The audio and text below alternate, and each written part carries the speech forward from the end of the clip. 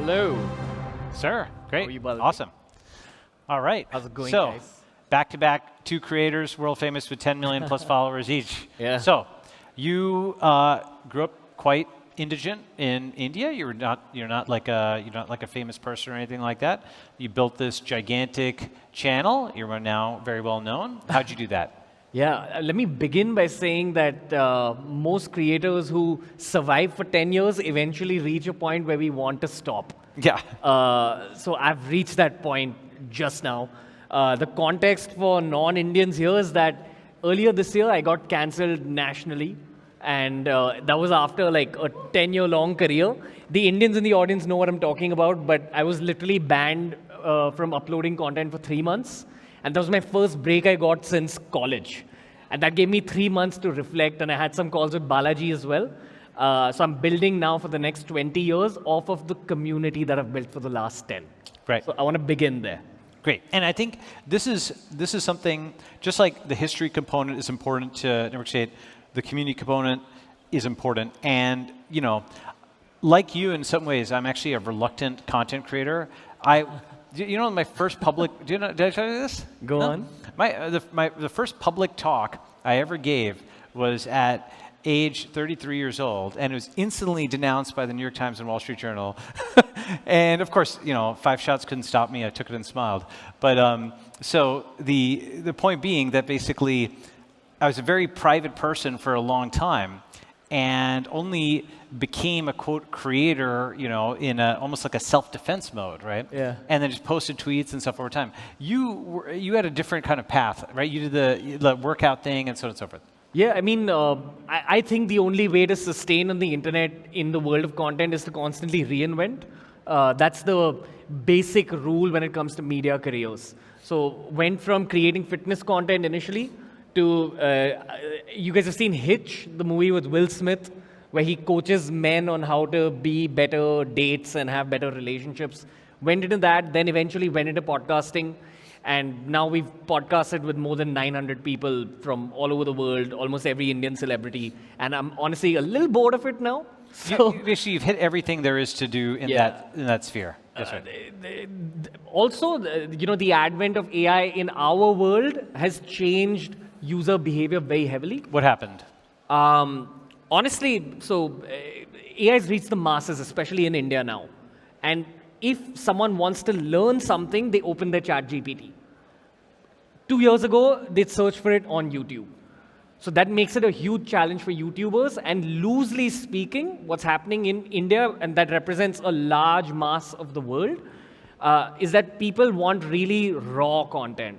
So raw conversations like this, and currently I'm just documenting my whole life. How many of you guys have heard of someone called iShowSpeed? Yeah. He's one of the biggest content creators in the world, and I highly recommend everyone check him out. He puts up 10-hour-long documentaries on just a normal day in his life, but he does interesting things. That's where content is going, unfortunately. He does a 10-hour documentary. I know his channel. He actually did a flying car thing in China and so on and so forth. But a 10-hour documentary on his normal day? Yeah, I mean, just someone who's high personality, someone who's very watchable, that's what's working right now. So that's what every content creator is trying to like wire themselves into as well. Or you go down the other route where you go highly researched and create some kind of a video essay. But content has become really extreme, and it's become more and more difficult to grow in this world. So I think that, again, this is after 10 years of doing this, the goal is to grow a really strong community like you guys have here, and then build something in the real world off of this community. This is sort of where my head has been at, because physical communities are less, or one would think, less fickle, less flaky. You know, the thing is, with the internet, there's 1,000 things that are nearby, and the physical world, there's one person in front of you, you know, for the most part. And so I think we may be I shouldn't say at the end of a cloud cycle. That's not exactly right. But there's like, so, you know, actually my friend Noah Smith, who was on stage a little bit, had a good one-liner, which is the internet used to be a refuge from the real world. Now the real world is sort of a break from the internet. Yes. Right? And so there's something to that. with the rebundling into the physical world. So what's a Ranveer community going to be like? What's a Ranveer Village going to be like? If you're thinking about It's definitely going to be based on like what people know India for. So lots of yoga, lots of meditation. That's cool. Yeah, lots of fitness. Yeah. Content creation as a career is kind of like a sport. You've got to know your own strengths and you've got to play to those strengths. That's the only way you survive. So I know that, I mean, there's more to my personality than just yoga and meditation, but because I'm Indian, it's always going to be a part of it. Sure. People associate tech and yoga and meditation with Indians. Sure. Yeah, So man. that's what the village is going to look Yeah, like. sure. Yeah. Even if I'm a much cooler guy than that. Yeah, that's fine. I mean, yoga and meditation are great. And actually, so Ranveer Network State is yoga, meditation, Ranveer Sharp Society, yoga, meditation. Okay, you know, a bit of Healthy diet. Actually, do you have the traditional Indian diet, or do you have I really want to see someone do a modern, healthy Indian diet that kind of tastes like the Indian diet, but is healthy, and it's not all, idlis and vadas. Yeah, I think that kind of knowledge is going to make it to the world stage. Bit of a history lesson, but one of the narratives we get in India about Indian history is that over the last 1,000 years, the country was invaded a lot. But before that, we used to be a bit of a knowledge capital for the world. For the rest of Asia as well, it was Indian culture and Chinese culture which really kind of hoarded knowledge, preserved it, and grew from it. I think we're going back there eventually. So I know that the Indian government wants to welcome the whole world to India for spiritual studies, for ancient Indian studies. And we have people like Dr. Andrew Huberman, Brian Johnson, talking about things like yoga. So I think that there's a lot that Indian culture will give the world, but they need a young, cute face to like sell. So Yeah, yeah.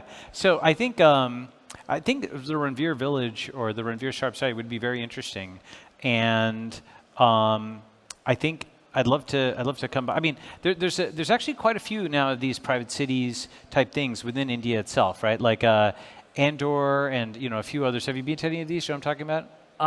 it's just starting out. Just starting, yeah. Just starting out, but there's this one particular city called Auroville. Auroville, right? Akshay went there. Yeah. Yeah, so it's got expats from all over the world, and that city was originally built with this exact idea.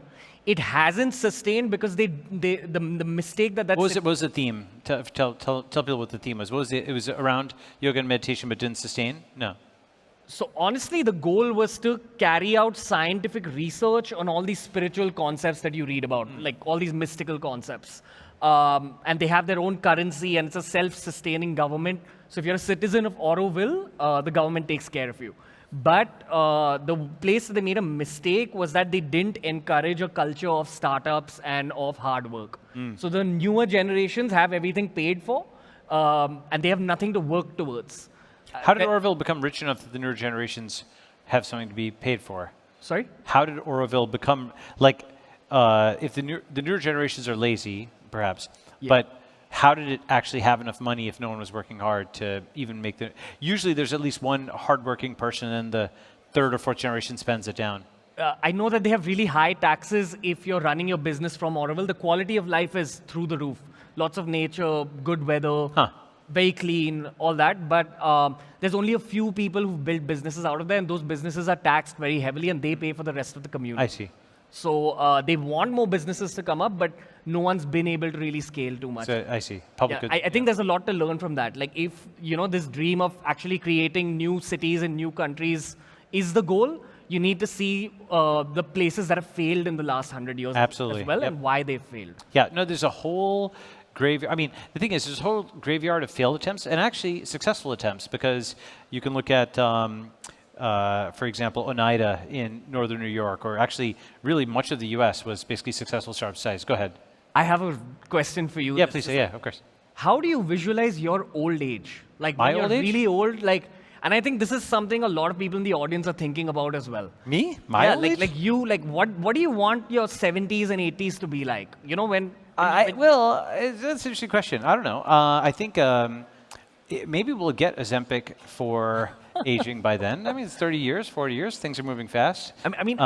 That's one answer. That's a serious answer, right? Go on. The second answer is to hopefully contribute towards getting competitive governance and so on out there. So I think if we can get a diplomatically recognized network state, if we can kind of get some of these concepts like techno-democracy that I've thought out there, then I'll feel like I spiked the football and at least, I handed the torch down, and maybe the next person, my Twitter bio for a long time used to be, and it still kind of is, at least in my head, infinite frontier, immutable money, eternal life. And that can be, that can be understood, I don't know, okay, great, thanks, yeah, sure. So what does that mean? That means like both literally and metaphorically, infinite frontier is like getting to space, getting to Mars, expanding into the galaxy, but it's also like the mathematical frontier, the scientific frontier. Immutable money is, obvious like Bitcoin, and then eternal life is actually understanding ourselves, longevity, the cell, and so on and so forth. Because there's clearly something regenerative in us where you have a child, or you have if someone bears a child, then that is young again, right? So clearly there's some regenerative aspect. That's what stem cells are all about. So those are kind of two paths, like escape velocity, and okay, if I don't make it, then baton handoff. That's what I was kind of thinking about others. Are you getting happier with time? The thing is, if you get too happy, you get content, right? I'm not unhappy. You see the big difference in you and me. You love all this like spiritual blah blah blah stuff, and which is great. It works. I ask you these questions because you're by far the most fascinating mind I've had on my show. Okay, well I appreciate that, and I appreciate you too. And every time I ask him something about himself, he'll talk about a larger idea about the world. But that's true, because I don't think that, this whole thing is actually, it's meant to be minimum necessary Balaji, okay? I just want to kind of, one big part of me just wants to, there's this book called The Princeton Companion to Mathematics, right? Which is like, just about, there's also the applied math version of it. I love this book. It's such a great book. You can just kind of flip through it, do it. And the significant piece of me just wants to sit and do, just like you want to kind of hang up the cleats and so on and so forth, take a break. I just want to kind of sit and do math. That's what I did for the first 30 years of life, right? But I am kind of a reluctant, whatever you might call it, right? Scientist, founder, blah, blah, blah. Because I think it has to be done. It's kind of like the someone is wrong on the internet phenomenon. You see that there's a wrong statement in a comment thread, and you hope someone else will correct it, and no one is coming to correct it, so you're like, it falls to me, and you just have to go and type the correct. So in the same, I'm like, okay, who else is going to do competitive governance? Come on, is someone going to do it? Okay, all right, we got it. Once more into the breach. Math, you'll have to wait till tomorrow, right? And that's kind of, that's how I feel. So, anyway. That's great. It's just always great hearing your voice, hearing your thoughts. That's why all of us are here. Okay, good. Well, I'm glad I'm entertaining, and but anyway, so keep going. Go. It's your interview if you want. If you want a few more thoughts, yeah. My thoughts? Yeah. About anything. Yeah, sure. Go about ahead. anything. I'll probably throw the ball back at you, but okay fine. What I will share, I think we have about 5 or 6 minutes left. Yeah. I think long-term media career is very similar to VC. Got to work with agility. We get very quick feedback because we got to release so much content. You got to study your comment sections inside out. And effectively, after a point, I think you're paid to just predict where human society is going over the next 1 year. It used to be over the next 3 or 4 year period. Like we were able to predict where things are going over the next 3 or 4 years. But honestly, AI's made it really difficult. And now we're only able to kind of predict what's going to happen over the next 6 months. I think by this time next year, there's going to be some fantastic agentic AI softwares that NAS was talking so much about it. I think that's going to become a commonality for every content creator. And I strongly believe that the world of fiction in media, so movies, television shows, OTT, Netflix, etc., that's going to get democratized. I think that students, teenagers are going to be creating films, and I genuinely believe that the film world, all over the world, is going to get shaken up. That's going to be the next shake-up. And that's what we're all working towards. So I know a bunch of content creators in India, and Indian content creators are extremely intelligent. They're just not exposed to the world yet. I think that's also changing.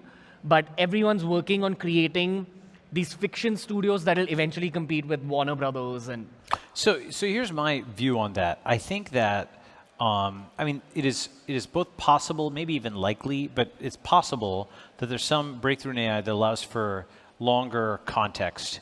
and people will argue with me on this all the time, but my view is because they'll post benchmarks and show AI is crushing benchmarks, but my view is that over the last year to 2 years, we've seen a sigmoiding of the model quality. It hasn't been the same leaps and bounds improvement.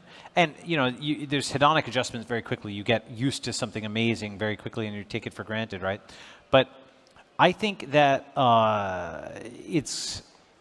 I don't know if we're going to get long-form Hollywood movies from a prompt kind of thing. I think they'll feel very generic. There's sort of a necessary complexity that seems to have to come in through the prompt. And that's why the screenwriter was actually, this was the most non-obvious thing I learned, by the way, when doing content. I once had something which I wanted filmed, and I hired a cinematographer and a crew and what have you. And the shots they produced looked amazing. They turned like a normal room into like almost like a spaceship kind of thing with lighting, and their vocabulary around lighting, hard lighting, soft lighting, this, that. They're very, very sophisticated. Bokeh, all these kinds of words I didn't know at the time. And but then I looked at the final cut, and it was all gibberish. And I realized, I can't delegate the screenwriting part. Actually, the part I thought was hard, which was making it look very professional, is actually relatively easy. And the part I thought was easy, which is writing the screenplay, is the part that's actually relatively hard. Yeah. So I wonder if that is actually still the bottleneck for a lot of these stories, as opposed to the special effects and so on. Let me know your thoughts. Yeah, I mean, writing is one thing that can never be replaced, because again, great writing always reflects where human society is at. Great cinema, great fiction is always a reflection of what's happening in the world right now. Paul Graham has this good line, which is writing is thinking. And if you haven't really got a crisp in your head, then you find it hard to write. And it's not about making it sound flowery. Sometimes you can do that with a second pass. But the first pass of just getting the bullets out and organizing the thinking. This is why, I think a very interesting kind of person is a person who writes a long fiction book. They have to, those like mysteries where a detective puts all these faces up on the person who's writing a mystery novel has to do the same thing, because they have to track this very complicated timeline at various levels of resolution, all the way down to the sentence, but up to the 500-word thing, right? That type of thing feels like the type of thing AI doesn't do that well right now, at least. Yeah, maybe animated AI? Well, I think the shorter it is, the better AI will do with it, because I think the longer the context, the more it kind of drops off. Even the transformer can't get that far. This is my view as of right now. It's who knows, things could change in a year. I think if you got into my head though right now, I would say I think AI is going to actually really take off in the physical world with what the Chinese robots and drones and so on are doing. I think that's going to be actually really phenomenal, because those tasks are conceptually simple. They're software hard. They're mechanical engineering hard. But Let's see. thanks. But that's where I think we might see something really big. I think with creation, it's going to turn out to be more prompting limited than we expected. Rather than the part, production. As I put it, AI does it middle to middle, not end to end. Yeah. You still have to prompt and verify it. Yeah. So that's my thing on it. Go ahead, give me your counter. Yeah. It's a great thought. We have like 30 seconds left. Okay, good. Well, we don't have to take the whole thing, but this is awesome. So that's how to get to 10 million followers, or at least part of it. And part of what you're saying is it's very hard to even do that today. So doing what you did didn't work. I do believe it's going to get slightly easier next year. Why? AI models getting better. Oh, interesting. Yeah. I see. So you've got Slightly ARB. You've got the it's AI. really hard right now. Okay. Next year, it's going to get a little easier. So right now the opportunity is the AI ARB. Sorry? The AI arbitrage. Meaning, right now the opportunity is the thing that's underpriced relative to followers is AI. Okay, which is not serious. I mean, if content is the goal, as it is for so many of us, if personal brands are the goal, start writing right now. And a great practice is to just write 50 to 100 pieces of content that you really want to tell the world. Collect it in a diary and gradually keep cooking it up. Doesn't have to be a minute long, doesn't have to be a time limit. Just get 50 great ideas and begin writing today to execute on it next year. And this is a big thing that both you and Nasir had in common, which is you set a bounded but real duration to do a bunch of reps of content before you quit. Before you? Before you quit. Yes. right? That's actually, I think, a very important and like you don't just do 1 or 2 and it doesn't get results. You say, I'm going to budget for 50 reps or 100 reps. I'm going to do a bunch of these videos before I quit. Yeah, the only way you improve in this game is through iterations and through agility. The thing is, if you don't preset that number for yourself, you will get discouraged at rep 12. Yeah. And then you might have actually gotten good at rep 37 or something like that. But then if you haven't gotten good at rep 50, you're like, okay, that was how much effort I decided to pre-allocate towards this, right? Exactly what it is. Awesome. I mean, the romantic way of putting it is that everyone should be a content creator and all that. I think everyone should be a writer right now. Everyone needs to work in the writing skills. The mathematical way of putting it is flip the coin 50 times, that's hard work. Having it come up heads, that's luck, right? Yeah. All right, great. Good. Let's do it. Thank you. Thanks. All right. Thank you, great. guys. Thank you so much.